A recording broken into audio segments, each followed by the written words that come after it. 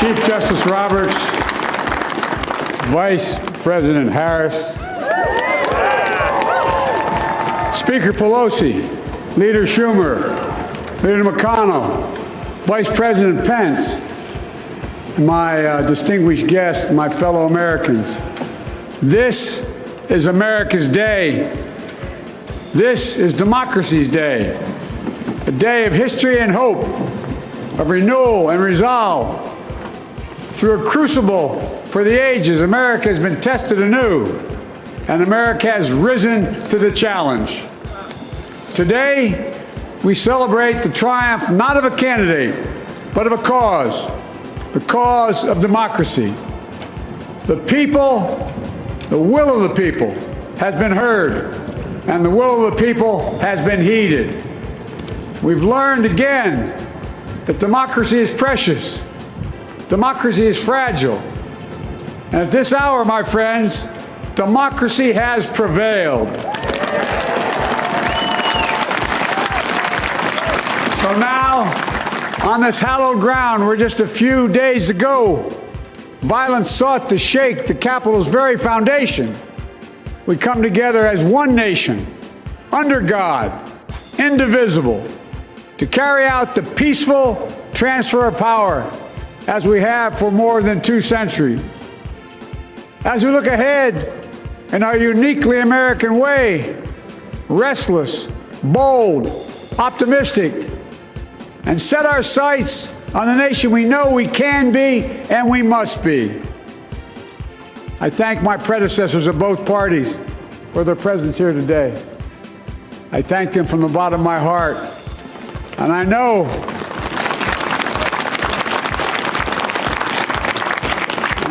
the resilience of our Constitution and the strength of our nation, as does President Carter, who I spoke with last night, who cannot be with us today, but whom we salute for his lifetime in service.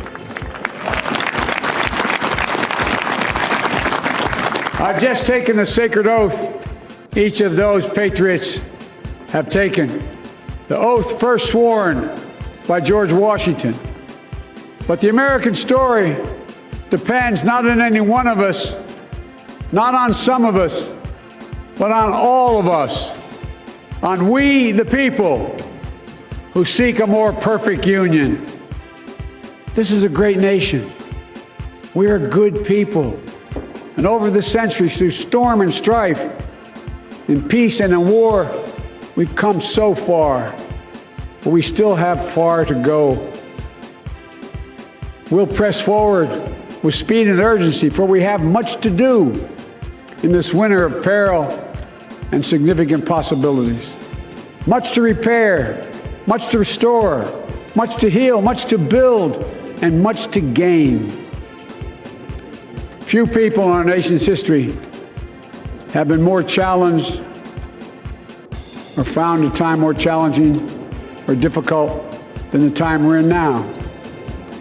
Once-in-a-century virus that silently stalks the country has taken as many lives in 1 year as America lost in all of World War II.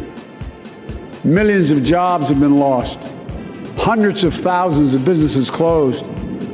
A cry for racial justice, some 400 years in the making, moves us. The dream of justice for all will be deferred no longer. A cry for survival comes from the planet itself. A cry that can't be any more desperate or any more clear. And now, a rise of political extremism, white supremacy, domestic terrorism, that we must confront and we will defeat. To overcome these challenges, to restore the soul and secure the future of America, requires so much more than words.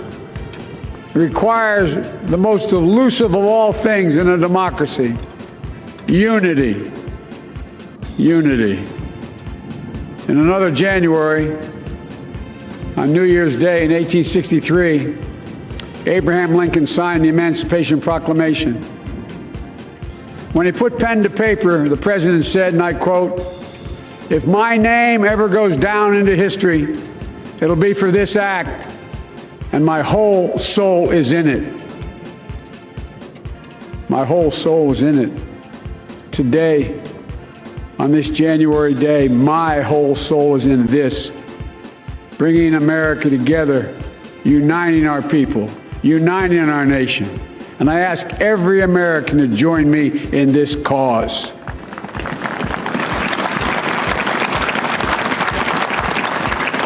Uniting to fight the foes we face: anger, resentment and hatred, extremism, lawlessness, violence, disease, joblessness, and hopelessness. With unity, we can do great things, important things. We can right wrongs. We can put people to work in good jobs. We can teach our children in safe schools. We can overcome the deadly virus. We can reward work and rebuild the middle class and make health care secure for all. We can deliver racial justice, and we can make America once again the leading force for good in the world.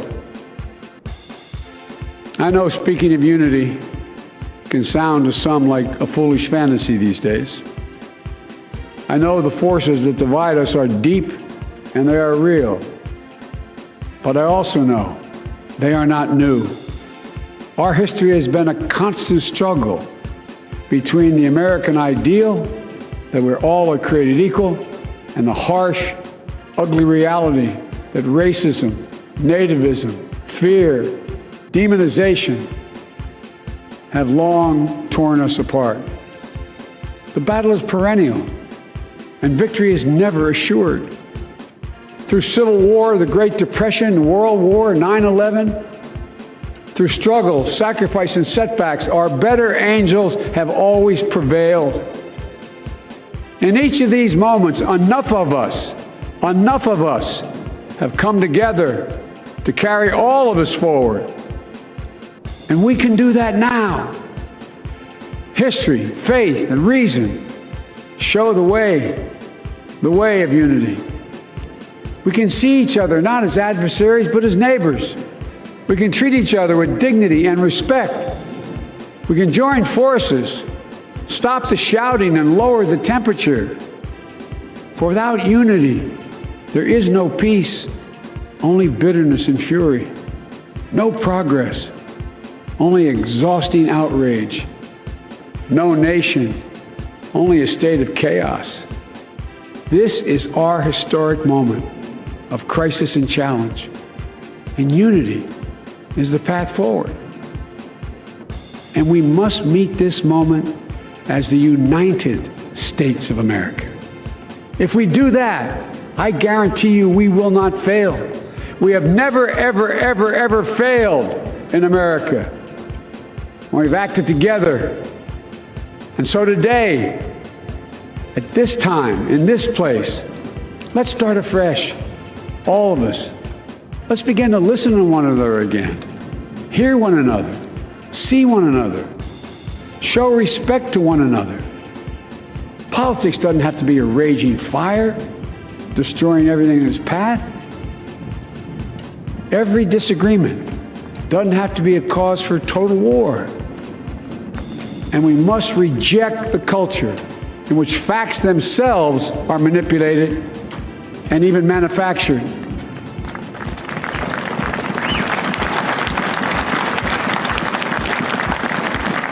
My fellow Americans, we have to be different than this. America has to be better than this. And I believe America is so much better than this. Just look around. Here we stand in the shadow of the Capitol Dome, as was mentioned earlier, completed amid the Civil War, when the Union itself was literally hanging in the balance. Yet we endured. We prevailed. Here we stand, looking out on the great mall where Dr. King spoke of his dream. Here we stand where 108 years ago, at another inaugural, thousands of protesters tried to block brave women marching for the right to vote. And today, we mark the swearing in of the first woman in American history elected to national office, Vice President Kamala Harris. Don't tell me things can't change. Here we stand across the Potomac from Arlington Cemetery, where heroes who gave the last full measure of devotion rest in eternal peace. And here we stand, just days after a riotous mob thought they could use violence to silence the will of the people, to stop the work of our democracy, to drive us from this sacred ground. It did not happen. It will never happen. Not today, not tomorrow, not ever. Not ever.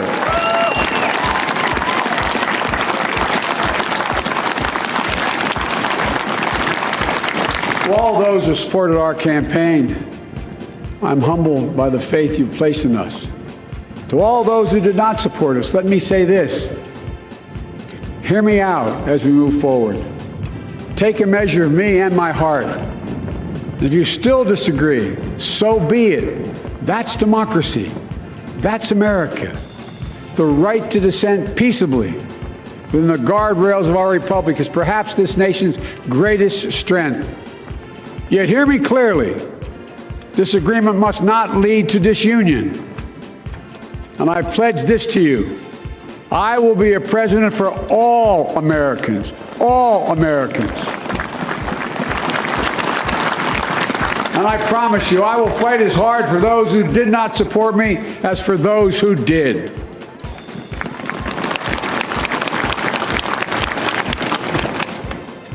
Many centuries ago, St. Augustine, a saint of my church, wrote that a people was a multitude defined by the common objects of their love. Defined by the common objects of their love. What are the common objects we as Americans love that define us as Americans? I think we know. Opportunity, security, liberty, dignity, respect, honor, and yes, the truth. Recent weeks and months have taught us a painful lesson. There is truth and there are lies. Lies told for power and for profit. And each of us has a duty and a responsibility as citizens, as Americans, and especially as leaders. Leaders who have pledged to honor our Constitution and protect our nation, to defend the truth and defeat the lies. Look, I understand that many of my fellow Americans view the future with fear and trepidation. I understand they worry about their jobs. I understand, like my dad, they lay at bed at night, staring at the ceiling, wondering, can I keep my health care? Can I pay my mortgage? Thinking about their families, about what comes next. I promise you, I get it. But the answer is not to turn inward, to retreat into competing factions, distrusting those who don't look like you, or worship the way you do, or don't get their news from the same sources you do. We must end this uncivil war that pits red against blue, rural versus urban, conservative versus liberal. We can do this if we open our souls instead of hardening our hearts, if we show a little tolerance and humility, and if we're willing to stand in the other person's shoes, as my mom would say, just for a moment, stand in their shoes. Because here's the thing about life. There's no accounting for what fate will deal you. Some days, when you need a hand. There are other days when we're called to lend a hand. That's how it has to be. That's what we do for one another. And if we are this way, our country will be stronger, more prosperous, more ready for the future. And we can still disagree. My fellow Americans, in the work ahead of us, we're going to need each other. We need all our strength to persevere through this dark winter. We're entering what may be the toughest and deadliest period of the virus. We must set aside politics and finally face this pandemic as one nation. One nation. And I promise you this, as the Bible says, weeping may endure for a night, but joy cometh in the morning. We will get through this together. Together. Look, folks, all my colleagues I serve with in the House and the Senate up here, we all understand the world is watching all of us today. So here's my message to those beyond our borders. America has been tested, and we've come out stronger for it. We will repair our alliances and engage with the world once again, not to meet yesterday's challenges, but today's and tomorrow's challenges. And we'll lead not merely by the example of our power, but by the power of our example.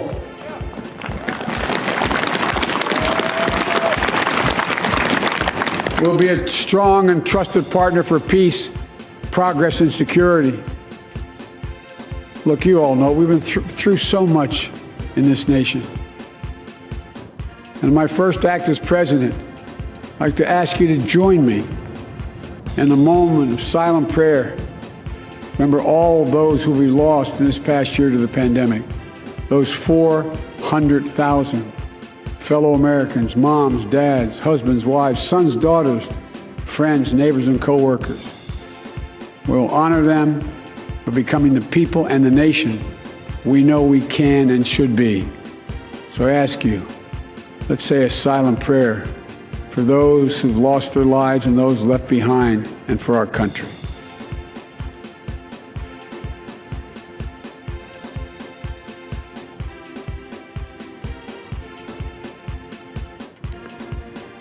Amen. Folks, this is a time of testing.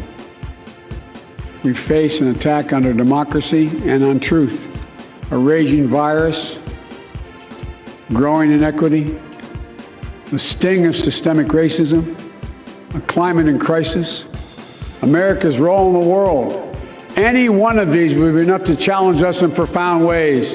But the fact is, we face them all at once, presenting this nation with one of the gravest responsibilities we've had.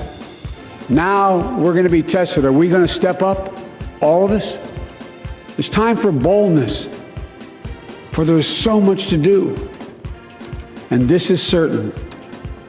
I promise you, we will be judged, you and I, by how we resolve these cascading crises of our era. We will rise to the occasion is the question. Will we master this rare and difficult hour?